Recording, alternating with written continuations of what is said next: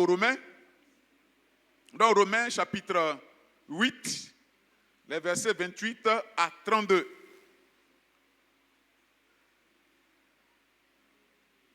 Romains chapitre 8, versets 28 à 32.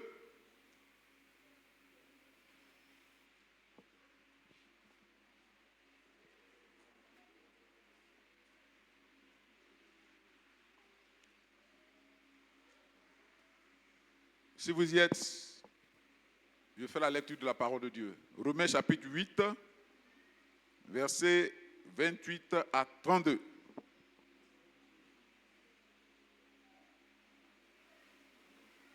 Je lis la parole de Dieu. Romains chapitre 8, 28 à 32. Il est écrit: nous savons du reste que toutes choses concourent au bien de ceux qui aiment Dieu, de ceux qui sont appelés selon son dessein. Car ceux qu'il a connus d'avance, il les a aussi prédestinés à être semblables à l'image de son Fils, afin que son Fils fût le premier-né entre plusieurs frères. Et ceux qu'il a prédestinés, il les a aussi appelés. Et ceux qu'il a appelés, il les a aussi justifiés. Et ceux qu'il a justifiés, il les a aussi glorifiés. Que dirons-nous donc à l'égard de ces choses? Si Dieu est pour nous, qui sera contre nous? Lui qui n'a point épargné son propre Fils, mais qui l'a livré pour nous tous, comment ne nous donnera-t-il pas aussi toutes choses avec lui?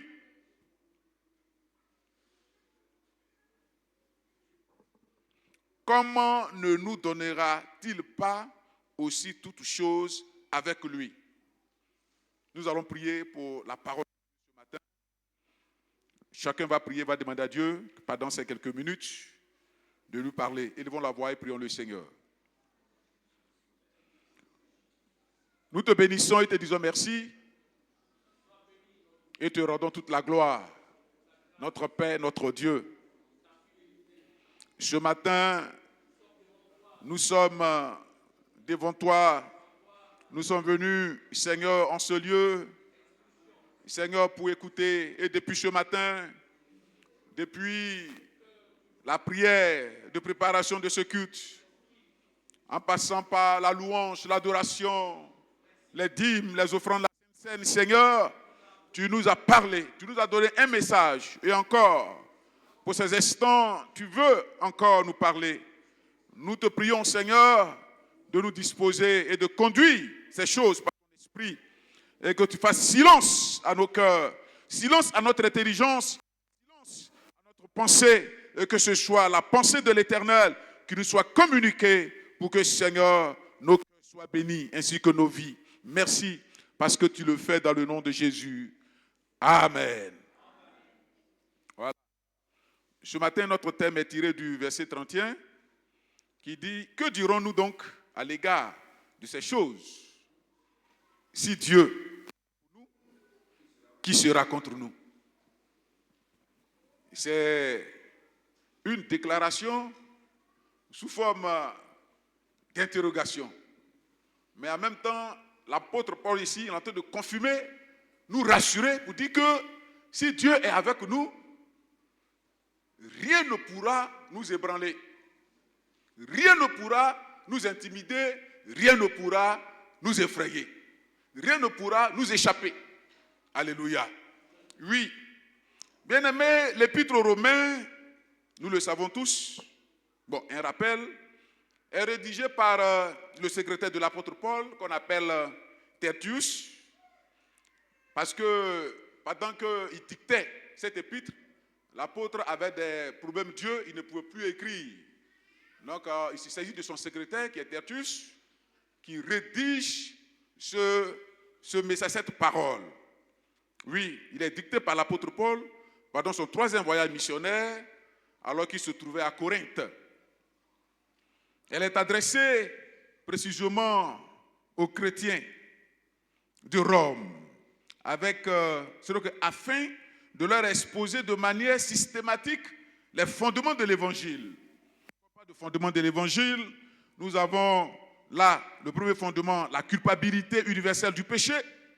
Comme nous venons de l'attendre ce matin dans la Sainte Seine, tous sont péchés, sont privés de la gloire de Dieu. Nous avons aussi la justification par la foi. Seul en Jésus-Christ, Jésus seul est capable de nous racheter du péché. La mort et la résurrection de Jésus, la réconciliation avec Dieu par la grâce, la vie nouvelle par l'Esprit, l'assurance du salut fondé sur l'amour de Dieu, une vie transformée qui glorifie Dieu. Ça, c'est les fondements sur lesquels l'apôtre Paul a exhorté l'église de Rome. Non seulement les fondements, mais et de les affermir dans la foi. Parce que c'était là, pendant un temps trouble de la vie de l'église, des moments difficiles que les chrétiens passaient. C'est pourquoi il va dire que si Dieu est avec nous, qui sera contre nous? Alléluia. Oui, dans le chapitre 8 que nous avons lu, l'apôtre conclut sa réflexion sur la vie dans l'esprit en mettant l'accent sur la sécurité et la victoire des croyants en Jésus-Christ. Les versets 28 à 32 rappellent que Dieu dirige toutes choses pour le bien de ceux qui l'aiment et qu'il a déjà manifesté son amour suprême en livrant son Fils unique, Jésus-Christ, pour notre salut. Oui, ainsi l'affirmation « si Dieu est pour nous, qui sera contre nous ?» ne signifie pas l'absence d'opposition ou d'épreuve, mais elle proclame la certitude que nul adversaire, nulle puissance, nulle circonstance ne peuvent annuler les desseins de Dieu envers nous. Elle implique ici la souveraineté de Dieu, sa fidélité à ses promesses et l'assurance de la victoire finale accordée aux croyants. Dès lors, une question fondamentale se pose. Comment les enfants de Dieu peuvent-ils demeurer confiants et victorieux au milieu des adversités, des oppositions et des combats de la vie? Bien-aimés, cette interrogation nous conduit ce matin à méditer sur la portée de cette déclaration de foi de l'apôtre Paul et sur ses implications pour la vie du croyant. Comme objectif, tout juste amener les croyants à comprendre que la présence de Dieu à nos côtés implique sa fidélité, implique sa protection, implique sa faveur envers nous. Donc, nous n'avons pas à nous inquiéter. Alléluia. Quelle est alors la portée spirituelle de cette déclaration? Ou en d'autres termes, comment comprendre cette déclaration de l'apôtre Paul au verset 31, quand il dit « Si Dieu est avec nous, qui sera contre nous ?» En d'autres termes, si Dieu marche devant toi, qui peut s'arrêter? Oui, comme on l'a dit, cette déclaration ne signifie pas l'absence d'opposition. Parce qu'un chrétien qui ne connaît pas des difficultés, il faut revoir ta vie, ta marche avec le Seigneur. Oui, le chrétien que nous sommes, si dans notre vie, il n'y a pas de difficultés, il n'y a pas d'opposition, il faut revoir. Peut-être que tu es de l'autre côté. Sinon, celui qui a pris la résolution de marcher avec Dieu, il sera éprouvé. Il aura toujours des oppositions dans sa vie. Il aura toujours des difficultés. Tu vas voir que des temps troubles seront à ta portée. Mais dans tout ça, sache que Dieu est avec toi. C'est ce qu'il a dit. Si Dieu est avec nous, qui sera contre nous? Ça ne signifie pas absence d'opposition, ou absence de difficulté, ou absence d'épreuve, ou absence d'adversité. Le chrétien a toujours des adversaires, et des farouches adversaires. Le chrétien a toujours des ennemis, et de redoutables ennemis. Tu peux te demander, mais qu'est-ce que j'ai fait? Et ils sont contre moi. Mais c'est parce que tu as dit que tu appartiens à Dieu. C'est parce que tu dis que j'appartiens à partir d'aujourd'hui à Jésus. Tu as déclaré, je dirais, l'adversité. Tu as déclaré la guerre à l'ennemi le jour où tu t'es résolu à marcher avec le Seigneur. Mais Dieu dit, dans tout ça, il est avec toi. Alléluia. Oui. Bien-aimé, cette déclaration est une proclamation certaine.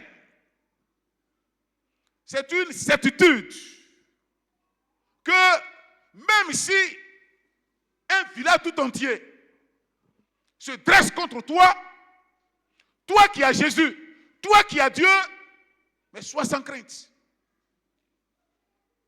Voici ce que l'apôtre Paul dit aux chrétiens de Rome. Au temps des Néron, des empereurs, où les chrétiens bien-aimés étaient devenus comme des lampadaires. On les accrochait au poteau et on les brûlait. Et ce sont les chrétiens qui éclairaient la ville de Rome. Mais l'apôtre Paul dit, dans ces persécutions, dans ces épreuves, dans ces moments difficiles, Dieu est avec vous. Mais on dit, mais qu'est-ce que lui nous raconte? Pendant que nous souffrons, pendant que la persécution bat son plein, pendant que tout n'arrive même pas à jouer les deux bouts, tu dis, si Dieu est avec nous, qui sera contre nous? Mais Néron est contre nous. Mais dans tout ça, bien-aimé, l'évangile a prospéré. Alléluia. Dans tout ça, Néron n'a pas pu exterminer l'église. Et dans la persécution, d'autres étaient heureux d'annoncer la parole de Dieu. Pourquoi? Parce que c'est Dieu qui les fortifie. Ce matin, je dis à quelqu'un que les difficultés par lesquelles tu passes, les épreuves que tu traverses, les moments difficiles, les sommeils troubles par lesquels tu passes, sache que Dieu est avec toi. Même si aujourd'hui, tu n'arrives pas à joindre les deux bouts, mais ce n'est pas pour autant que Dieu t'a abandonné. Parce que Dieu est avec toi, c'est pourquoi il te révèle ce que tes ennemis font. Pour que tu saches que sans lui, tu ne vivais plus, tu étais déjà mort. Si aujourd'hui, tu as le souffle de vie, tu respires, tu as la santé, sache que Dieu est avec toi. Alléluia. Ne t'inquiète pas. Parce qu'il a un temps pour toutes choses. C'est pourquoi ici, Dieu, l'apôtre Paul, met l'accent sur la prédestination. Devant Dieu, c'était prévu dans son agenda que telle personne allait être persécutée. Mais comme tu as pris l'engagement de donner ta vie à Dieu, dans la persécution, rien ne t'arrivera. Dans la maladie, même si cette même maladie a tué ton grand-père, étant en Jésus, cette maladie ne t'emportera pas. Si Dieu n'a pas signé que c'est terminé pour toi aujourd'hui, quelle que soit la force, la puissance de la maladie, elle ne t'emportera pas. Pourquoi? Parce que Dieu est avec toi. Alléluia. C'est ce que l'apôtre Paul a fait savoir à ses bien-aimés pour dire que ne soyez pas perturbés. Ne vous inquiétez de rien. Soyez dans la certitude que celui qui combat, il est avec vous. Alléluia. Oui, bien-aimés, Dieu est avec nous. Et ce matin, j'ai cette certitude parce qu'il nous a parlé. Il est avec toi. Ne t'inquiète de rien. Oui, en d'autres termes, on dira si Dieu nous est favorable, qui peut tenir devant nous? Si Dieu marche devant nous, personne ne peut s'arrêter devant nous. Bien-aimé, si Dieu se lève pour nous, toutes les portes fermées seront ébranlées. Pour dire que si Jésus a dit oui sur ta vie, qui peut dire non? Satan peut faire un semblant de dire non, mais son nom là c'est zéro. Parce que ce que Jésus a dit, s'il a dit oui pour toi, le oui là va se réaliser. S'il a dit que toi, là, tu deviendras président de la République, quelles que soient les circonstances, quel que soit le temps, tu vas devenir président de la République. Suivez mon regard. Pour dire que quand Dieu dit oui, le oui là, il demeure. À moins que nous-mêmes on dise que non, ton oui là je ne veux plus. Et puis tu plonges dans le péché. C'est tout. Sinon, si tu es intègre, restez intègre, selon la voie de Dieu, ce oui se réalisera. Certainement.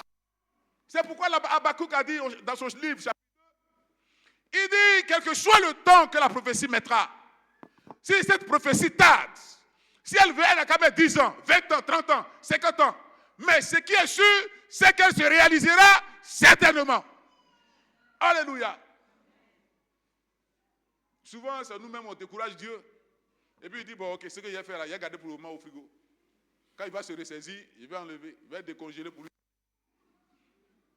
Sinon, si on est confiant, certain, Dieu va se manifester puissamment. Bien-aimés, voici un exemple concret de l'affirmation de l'apôtre Paul. David contre Goliath en 1 Samuel chapitre 17. La Bible dit, lorsque Dieu est pour nous, les obstacles les plus intimidants ne sont plus déterminés par leur taille ou leur puissance. Goliath a intimidé David. Mais à l'instant où David était favorable à Dieu, les intimidations de Goliath n'étaient plus, bien aimé, déterminées par la puissance de Goliath. Non. C'est Dieu désormais qui déterminait la puissance de frappe de Goliath. La puissance de Goliath dépendait de Dieu. Pourquoi? Parce que David a trouvé grâce aux yeux de Dieu. L'armure de Goliath, humainement parlant, qu'est-ce qu'une fronde, un petit caillou peut faire à ce grand homme? Mais désormais, c'est Dieu qui conduisait le combat. Désormais, c'est Dieu qui orientait les choses. Parce qu'il est le créateur de l'univers. Il est le maître de l'homme. Il sait où, là où le petit caillou peut toucher Goliath, et il ne peut résister. C'est Dieu qui conduisait là la bataille. C'est pourquoi David a vaincu Goliath. Alléluia. Oui. C'est Dieu qui conduit. David n'a pas vaincu Goliath, bien-aimé, grâce à sa force. Jamais. Goliath allait l'écraser comme un poussin. David n'a pas vaincu Goliath à cause de son expérience militaire. Il n'en avait pas d'ailleurs. C'est quelques animaux. Il s'est battu avec des animaux. Mais en matière d'expérience militaire, Goliath était en avant. Très avancé sur David. David n'a pas vaincu Goliath, bien-aimé, à cause de ses armes qu'il avait. Qu'est-ce qu'une fronde plus une pierre peut faire devant un arsenal extraordinaire? Bien-aimé, David a vaincu Goliath parce qu'il avait la conviction que Dieu était de son côté. Alléluia. Oui. Ce matin, si tu as la conviction que Dieu est de ton côté, c'est une question de foi. Ce matin, si tu es rassuré que ce qui se présente devant toi, à cause de ce que Dieu est avec toi, ça ne peut pas résister, que tu vas affronter, que tu vas affranchir, que tu vas réussir, Dieu le fera.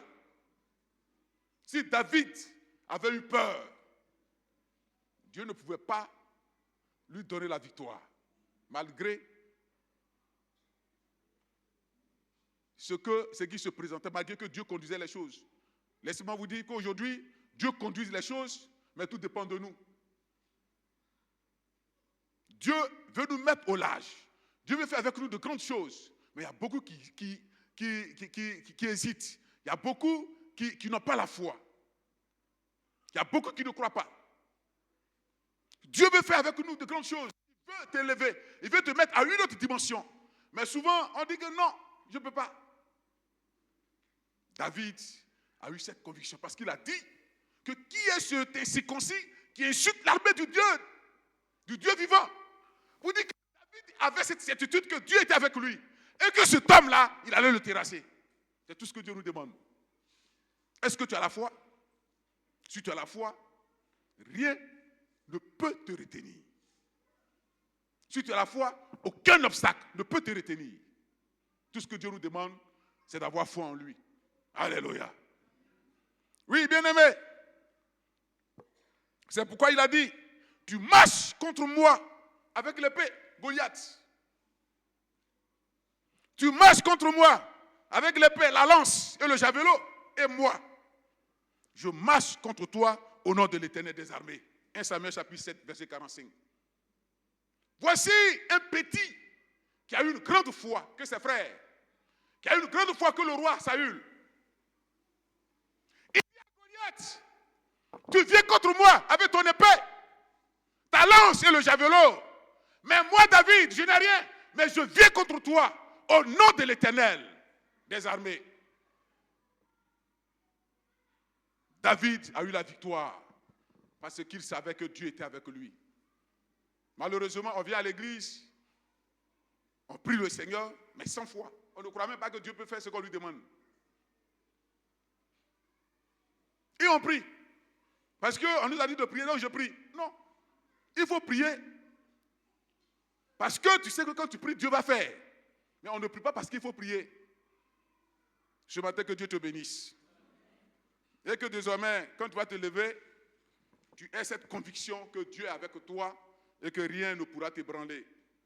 Oui, bien-aimé, le Goliath d'aujourd'hui, au temps de David, c'était un Goliath physique qui venait contre lui. Mais le Goliath d'aujourd'hui, bien-aimé, peut être une maladie qui t'intimide à chaque instant. Peut-être, bien-aimé, une opposition. Le Goliath d'aujourd'hui peut être une crise familiale. Le Goliath d'aujourd'hui peut être une difficulté financière ou un défi dans la vie. Mais ce que Dieu te demande, c'est de croire qu'il est avec toi et de dire à ce Goliath que quelle que soit ta méthode, ta stratégie, ton armement, ta puissance, je viens contre toi au nom de l'Éternel et que tu ne peux rien me faire. C'est ce que Dieu nous demande. Alléluia. Ce matin, que Dieu te bénisse. Parce que ce message demeure le même. Ce que l'apôtre Paul a dit, ce que David a expérimenté face à Goliath, pour dire à quelqu'un, Dieu est pour toi ce matin. Si tu crois que Dieu marche avec toi, si tu crois que Dieu marche devant toi, si tu crois que Jésus a dit oui pour toi, tu n'as rien à craindre. Si tu veux, il faut dormir dans un village de sorciers, sur le même lit, sur le même matelas, manger ensemble. S'il veut, il n'a qu'à t'empoisonner, mais tu vas voir celui qui va tomber. C'est tout. Bien-aimés, ayons la foi en Dieu. Mettons notre foi en Dieu. Démontrons que Dieu est avec nous. Et que l'ennemi ne peut rien nous faire. Il faut imaginer depuis que tu t'es donné au Seigneur, mais depuis ta naissance. Si ils voulaient te manger, il y a longtemps ils t'ont mangé. Mais il faut dire que mais si aujourd'hui, au moment où je naissais, je ne connaissais pas le Seigneur, mais maintenant que je connais le Seigneur, que peut me faire un homme? Qu'est-ce qu'un sorcier peut me faire? Qu'est-ce qu'un marabout peut me faire? Ce sont les hommes de foi qui lancent de tels défis à leurs ennemis. Mais si tu es un pleurnichard, dès que tu vois un marabout, c'est un margouillard dans la maison, oh, tu es perturbé. Oh, tu viens voir le pasteur, non, ce margouillard-là, non, ce n'est pas un margouillard normal. Parce que je dormais, comment il s'est accroché à ma fenêtre, et puis il me regardait. C'est quand je me suis levé, il est rentré dans le placard. Qu'est-ce que peut te faire? Un margouillard peut te faire quoi? On dit, Dieu avec toi, et puis c'est un margouillard qui te ferait. Mais il faut revoir ta position. À partir d'aujourd'hui, bien-aimé, si tu as compris que ce grand Dieu, créateur de l'univers, est ton maître, est celui-même qui conduit ta vie, qui dirige ta vie, qui dirige les pas de ta vie, lève-toi. Si un obstacle, une opposition, quelqu'un se présente devant toi, il t'intimide, dis-lui, regarde-le dans les yeux, dis-lui, tu ne pourras rien me faire. Parce que j'ai avec moi le véritable. Alléluia. C'est ce que Dieu nous demande. Que son nom soit béni. Oui, bien-aimé, comme je le dis, ce n'est pas la grandeur de l'ennemi qui détermine l'issue du combat. Ce n'est pas la grandeur de l'ennemi qui va déterminer l'issue du combat dans lequel nous sommes. Sinon, si c'était sa grandeur, on était tous écrasés. Qui peut résister devant Satan? Où on est là? Même si devant un petit démon, on ne peut pas résister. À cause de ce que celui qui nous a choisis est au-dessus de tout, nous nous cachons en Jésus et nous combattons l'ennemi. Alléluia. Comme un prédicateur le disait, que quand l'ennemi se présente, cache-toi derrière Jésus, tu sors la tête, tu le frappes et tu rentres. Au moment où il va t'attaquer, tu es derrière Jésus, il ne te voit pas. Tu sors et puis tu le frappes et tu rentres. Alléluia. La grandeur de l'ennemi ne détermine pas l'issue du combat. Bien aimé, mais c'est la grandeur du Dieu d'Israël qui est avec nous. C'est la grandeur de Dieu qui détermine l'issue du combat dans lequel nous sommes. C'est la puissance de Dieu qui est avec nous qui détermine l'issue du combat que nous menons. Ce n'est pas parce que Satan est fort, non.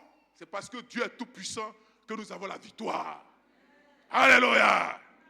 Oui, bien-aimé, ce matin que Dieu nous bénisse et que sache que cette grandeur est en toi et que tu as une grandeur en toi. Et que celui qui a Jésus, celui avec Dieu est, il a la plus grande des grandeurs. C'est pourquoi j'aime le chant qui dit, la grandeur d'un homme ne dépend pas de ce qu'il a aujourd'hui. Non. La grandeur d'un homme dépend de ce que Dieu a mis en lui. Et c'est le Saint-Esprit qui est en nous. C'est Jésus qui est en nous. C'est la puissance de Dieu qui est en nous. Le combat que nous menons, bien-aimés, il est gagné d'avance. C'est pourquoi Jésus a dit, vous combattez dans la victoire parce qu'il a déjà triomphé depuis la croix de Golgotha. Il nous a déjà donné la victoire. Il a dépouillé Satan. Bien-aimés, nous combattons dans la victoire. Parce que nous avons en nous cette grandeur, cette puissance, cette autorité. Que Dieu te bénisse bien. Et que ce matin, toute la gloire lui revienne. Nous allons voir les implications et puis nous séparer. Rapidement, cette affirmation met en évidence la fidélité de Dieu, comme je l'ai dit, sa protection et sa faveur. 3 implications rapidement. La première implication, c'est la fidélité envers son peuple. Si Dieu est pour nous, qui sera contre nous, implique la fidélité de Dieu envers son peuple. Quand nous parlons de fidélité de Dieu, nous ne parlons pas d'une simple aide ponctuelle de Dieu. La fidélité de Dieu, ce n'est pas parce qu'aujourd'hui, on a besoin d'argent que Dieu subvient à nos besoins. Il nous donne l'argent dont on a besoin. Vous dites, oh, Dieu est fidèle. Aujourd'hui, on est malade, Dieu nous guérit. Je ne parle pas de cette fidélité. Cette fidélité-là, elle est ponctuelle. C'est-à-dire, c'est le droit du Père envers son enfant. Donc, ce dont nous avons besoin, Dieu pourvoit notre besoin. Nous, on dit qu'il est fidèle, mais c'est son droit. Je ne parle pas de cette fidélité. Mais je parle d'un engagement constant et irrévocable de Dieu envers ceux qui lui appartiennent. Dès que nous avons accepté Jésus, Dieu a pris sur lui l'engagement, la responsabilité de prendre soin de nous des cheveux jusqu'aux orteils. De prendre soin de nous durant le nombre de jours qu'il nous a donné à vivre sur cette terre. La fidélité de Dieu, ce n'est pas comme celle des hommes. Aujourd'hui, l'homme peut dire à sa femme, je t'aime, et demain, je ne t'aime plus, allons à la mairie, on va divorcer. Mais l'engagement que Dieu a pris, l'engagement qu'il a signé, vous dit que lui, comme il a accepté de marcher avec moi, je serai avec lui toute sa vie. C'est de cette fidélité que je parle. Pour dire que quand Dieu dit oui, c'est difficile qu'il se repente. C'est difficile qu'il se repente. Si nous-mêmes, on n'a pas zaïe, comme on le dit, Dieu là, il demeure. Même dans nos péchés, La fidélité de Dieu demeure toujours. Oui. À moins que nous-mêmes nous disions que non, je ne peux plus, mais Dieu nous donne toujours la chance de revenir parce qu'il ne veut pas se dédire. C'est de cette fidélité que je parle. Pour dire que Dieu là, il veille sur nous. Il prend soin de nous dans les moindres détails. Jusqu'à ce qu'il nous a promis la vie éternelle. Et Dieu, il dit, il le fera. Il nous donnera la vie éternelle, le ciel, gratuitement. Parce que il a consigné ça quelque part. C'est de cette fidélité que je parle. La fidélité de Dieu bien-aimé soutient son peuple au milieu des épreuves. En Josué chapitre 1, verset 5, il a dit, nul ne tiendra devant toi. Tant que tu vivras, je serai avec toi. Comme j'ai été avec Moïse. Il dit, je ne te délaisserai point. Je ne t'abandonnerai point. Quand nous lisons le livre de Josué, nous voyons que ce que Dieu a dit au chapitre 1, il a respecté sa parole jusqu'au chapitre 24. Il n'y a pas eu un combat où Dieu a abandonné Josué. Ce n'était pas parce qu'Israël a été fidèle. Dans même le péché d'Israël, Dieu les protégeait. Dieu prenait soin d'eux. Aujourd'hui, bien-aimés, nous avons expérimenté la grâce de Dieu. Nous avons fait des expériences avec Jésus. Et cette même parole nous concerne. Dieu dit, il ne nous délaissera point. Il ne nous abandonnera point, quelles que soient les circonstances. Sinon, que serions-nous sans Dieu aujourd'hui? Peut-être que plusieurs ici, on était morts. Comme je l'ai toujours dit, que sans Dieu, j'étais déjà mort. Et je suis fier de dire que je suis vivant parce que j'ai avec moi le Seigneur. Oui. Et aujourd'hui, plusieurs sans Dieu, ils étaient morts. Mais comme Dieu a dit, je ne t'abandonnerai point, il demeure avec nous et nous avons la victoire. Alléluia. Oui. La fidélité de Dieu assure l'accomplissement de ses promesses et de ses desseins. Philippiens chapitre 1, verset 6. Il dit, je suis persuadé, l'apôtre Paul dit, je suis persuadé que celui qui a commencé en vous cette bonne œuvre la rendra parfaite pour le jour du Seigneur. Pour dire que si Dieu a promis de bénir, Dieu te bénira à tous les coups, comme on le dit. Dieu t'a dit qu'il te donnera la vie éternelle. Il veillera sur sa parole pour que tu aies la vie éternelle. Si Dieu a dit, je te lèverai, il veillera sur cette parole pour te lever avant que Jésus ne revienne. Si Dieu a dit, je bénirai ta descendance, Dieu veillera à sa parole pour que ta descendance voie sa gloire avant que toi-même, il ne t'enlève. Dieu est fidèle. Alléluia. Oui, sa fidélité est pour nous, bien-aimés, une grâce extraordinaire. La fidélité de Dieu, bien-aimés, comme je l'ai dit à l'accomplissement, et ce que nous pouvons retenir, quels que soient tes ennemis, s'ils peuvent te résister, s'ils veulent qu'ils te résistent, mais pendant des années, ils n'ont qu'à faire pour eux, il faut les regarder seulement. Ils n'ont qu'à te malmener pendant des années. Il faut prier et chaque saga devant toi pendant des années. Mais bien aimé, sache que ce que tes ennemis ont résolu faire, ils ne peuvent pas empêcher l'accomplissement des desseins de Dieu. Pour toujours, jamais.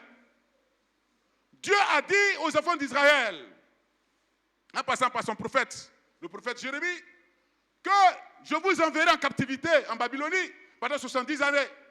Et après ces 70 années, vous reviendrez. Et ils sont partis. 70 années après, Daniel prend le livre de la loi et il se rend compte que Dieu a promis de ramener le peuple. Et il avait dit que dès qu'il a commencé à prier, voici opposition. Dès qu'il a commencé à prier, voici opposition. Le roi de Perse. Parce que dès qu'il a ouvert la bouche, Dieu étant dans son plan. À cause de sa fidélité, il répond immédiatement à la prière de Daniel. Mais le roi de Perse, la Bible dit, le roi de Perse va s'opposer dans le ciel à la bénédiction des enfants d'Israël. Mais comme c'était promis que ce peuple allait quitter Babylone, pendant 21 jours, Dieu va délivrer cette bénédiction. Elle va descendre jusqu'à Israël. Alléluia. Oui. Ici, bien-aimé, qu'est-ce que Hérode n'a pas décidé contre Jésus, l'enfant Jésus? Il a décidé de tuer l'enfant Jésus. Mais Hérode n'a pas pu le faire. Pourquoi? Parce que ce que Dieu arrête, l'ennemi ne peut, même s'il empêche, mais il ne peut pas totalement neutraliser. Il peut retarder, mais ne pas neutraliser l'accomplissement de la promesse de Dieu. Hérode s'est levé, mais il a été vaincu. Il n'a pas pu tuer Jésus. Jamais de la vie. Il n'a pas pu freiner le dessein de Dieu. Il n'a pas pu arrêter le dessein de Dieu, même s'il a retardé. Mais Hérode n'a pas pu arrêter le dessein de Dieu. Pharaon l'a fait également pour Israël, contre Israël. Il n'a pas voulu laisser le peuple. Mais ce que Dieu a décidé est arrivé. Et Israël est sorti de l'Égypte. Alléluia. Oui. Israël est sorti de l'Égypte. Aman, quand nous lisons le livre d'Esther, a voulu empêcher Mardochée de voir la gloire de Dieu. Et Aman va élever un poteau pour pendre Mardochée. Mais au finish, Aman a été pendu au bois. Bien-aimé, ce que Dieu a décidé de faire pour toi, ce qu'il a arrêté, le dessein de Dieu sur ta vie va se réaliser certainement. Oui. Ce qu'il a décidé de faire pour toi, tu le verras de tes propres yeux. Si tu es bien disposé, si tu es bien conscient que Dieu est avec toi, Dieu le fera, il le réalisera. Alléluia. S'il est avec nous, aucun ennemi ne peut finalement nous vaincre. Parce que sa fidélité est plus forte que les oppositions. Que son nom soit béni. Et enfin la sécurité. Ceux qui ont su la sécurité, la protection de Dieu. Le psaume 91. Les versets 1 à 15. Qu'on ne va pas lire. Mais ce qu'on doit savoir, c'est qu'ici, les notions de fidélité et de sécurité, et de protection de Dieu englobent tous les domaines de la vie de l'homme. La présence de Dieu, ici, est la garantie suprême de la sécurité de son peuple face à toutes les menaces visibles et invisibles de l'ennemi. Dieu est le véritable protecteur. Le psaume 91 nous dit ici que quelle que soit la puissance de la maladie, quelle que soit la puissance de la pandémie, des épidémies, si Dieu est avec nous, rien ne pourra nous atteindre. Oui, et nous l'avons expérimenté pendant le coronavirus ici. Ceux qui avaient cette assurance, mais voici un petit témoignage. On était à Korogo pendant cette crise et on dit que dans la ville, il y a un Indien qui achète Anakan qui est rentré dans la ville. Mais on dit lui, il est infecté. Mais toute la ville était en mouvement. Mais on dit, c'est dans quel hôtel il allait séjourner? Ils ont mené les démons, on dit, c'est dans l'hôtel Agatha. Ils sont allés barricader l'hôtel. On dit, ceux qui sont dedans, on va les dépister. On dit, lui, il est déjà sorti. Il a passé la nuit et puis il est parti. Mais c'était dans la débandante dans la ville. C'était encore plus dangereux parce qu'un infecté est rentré dans la ville. Et il n'a pas été seul à l'hôtel parce qu'il y a eu des contacts avec les agents qui étaient dans l'hôtel. L'hôtel a été barricadé, Croix-Rouge. On dit, on ne rentre plus ici. Mais il y avait des cas au CHR, des gens venaient, SAMU venait les évacuer. Donc tout ça, mais on était tous inquiets. Parce qu'on était les premiers contacts, les premières personnes à prendre contact avec eux. Maintenant tout ça, Dieu nous a gardés. Alléluia. Oui. Et ici, plusieurs témoignages à Abidjan, dans les services. Mais Dieu nous a gardés parce que quand il est avec nous, rien ne pourra contre nous, même la maladie. Quelle que soit de sa puissance, aucune maladie ne pourra nous atteindre. Alléluia. Oui. Donc, le psaume 91 montre ici que celui qui demeure sous la protection du Dieu, ce que de Dieu n'est pas abandonné aux forces du mal, aux dangers de la vie et aux attaques de l'ennemi. Dieu devient lui-même son refuge, sa forteresse et son libérateur. Et enfin, la faveur imméritée de Dieu pour nous séparer. La troisième implication, la faveur imméritée de Dieu. Dieu agit en faveur de son peuple. Non parce qu'il le mérite, nous ne le méritons même pas, mais parce qu'il l'aime et lui accorde sa grâce. La faveur ici, c'est la grâce de Dieu. La faveur imméritée de Dieu neutralise les accusations sans fondement. Comme le prédicateur l'a dit ce matin, l'apôtre Paul dit au verset 33, c'est une parole que j'aime beaucoup, il dit, qui accusera les élus de Dieu? Qui nous accusera? C'est Dieu qui justifie. Qui nous accusera? C'est Satan l'accusateur des élus de Dieu. Tous les jours que Dieu fait, Satan est toujours devant Dieu en train de nous accuser, comme il a accusé Job. Quand il va dire non, tu vois la fille là, mais elle dit qu'elle est avec toi, mais regarde comment elle marche, regarde comment elle s'habille. Satan, il nous accuse toujours. C'est l'accusateur des enfants de Dieu. Donc faisons très attention à notre vie. Si nous avons pour habitude d'accuser les autres, attention. L'apôtre Paul dit, qui accusera les élus de Dieu? C'est-à-dire, qui accusera les rachetés de Dieu?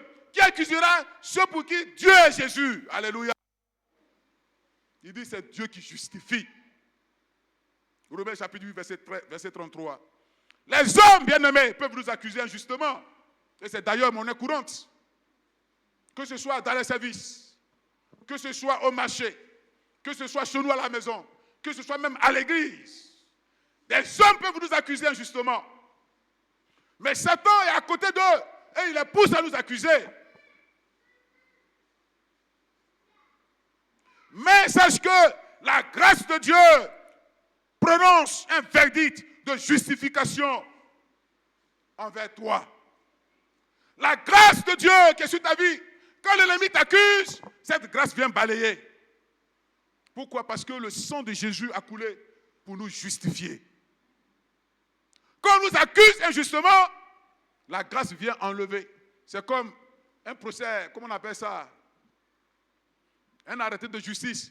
Quand on prend, puis on met condamné. Mais quand on écrit condamné, le sang de Jésus vient enlever tout ça. Rien ne pourra nous accuser parce que nous avons un avocat international. Un avocat qui a déjà tout payé. Il nous a justifié. Il nous a rendus libres. Quand Dieu est avec toi, personne ne pourra t'accuser. Si les hommes veulent qu'ils t'accusent, ça c'est entre eux, c'est leur problème.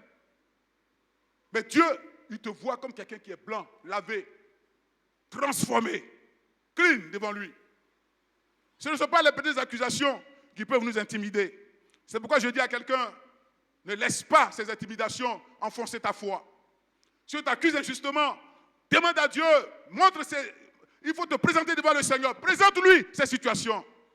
Mais sache que Dieu t'a déjà justifié. Et que les accusations des hommes ne peuvent rien te faire. Rien te faire dans le nom de Jésus. Amen. Oui, bien-aimé, celui que Dieu justifie par grâce ne peut être condamné définitivement. Jamais de la vie. Parce que le sang de Jésus nous a déjà décondamnés. Oui. On n'est plus condamnés. C'est ceux qui n'ont pas Jésus qui sont condamnés. Mais nous, on n'est plus condamnés. Parce que quelqu'un est venu mourir sur la croix. Quelqu'un a laissé son sang précieux couler pour que nous soyons justifiés, lavés, rachetés, blanchis devant le Seigneur. Ce matin, depuis le ciel de gloire, quand Dieu jette son regard ici, il voit que des anges ce matin. Alléluia. Oui, bien vêtus. Des hommes, des femmes, lavés, justifiés devant le Seigneur, qui ont désormais accès à la cité céleste qui est la Nouvelle Jérusalem. Alléluia. Bien-aimés, la faveur imméritée de Dieu assure la victoire malgré nos faiblesses. Le croyant connaît encore des limites et des combats, mais Dieu demeure pour lui. Dieu est avec lui. C'est ce que l'apôtre Paul a dit en Romains chapitre 8, verset 37. Il dit, dans toutes ces choses, nous sommes plus que vainqueurs par celui qui nous a aimés. Alléluia. Dans nos faiblesses, nous sommes vainqueurs. Quand nos ennemis tombent à nos pieds, ce n'est pas parce que nous sommes forts. Mais à cause de la grâce de Dieu, cette grâce que nous n'avons pas méritée, mais à cause de Jésus qui a payé tout à la croix de Golgotha, désormais, nos ennemis ont peur de nous. Il y a des jours où on ne prie pas, puis on dort, mais la main de Dieu est sur nous. Oui. Ce n'est pas parce que nous sommes beaux, nous sommes bien vêtus, que la grâce de Dieu demeure. Non, c'est parce que nous avons accepté Jésus que cette grâce demeure sur notre vie. Nous sommes plus que vainqueurs. Dis à ton frère, ce matin, tu es plus que vainqueur. Tu es plus que vainqueur par celui qui t'a aimé. Oui, l'amour de Dieu est la réalité. Et enfin, la victoire ne vient pas de notre perfection, loin de là. Ce n'est pas parce qu'on est parfait qu'on a la victoire. Non, loin de là. Si tu te tapes la poitrine, tu vas échouer. Ce n'est pas à cause de notre perfection que nos ennemis viennent fléchir sur nous devant nous. Ce n'est pas à cause de notre perfection que les sorciers, quand ils nous voient y aller, ils gagnent en temps. Non. Ce n'est pas à cause de notre perfection que nos ennemis marabouts, dans la même maison, les bouddhistes, ils déménagent et puis ils s'en vont. Non.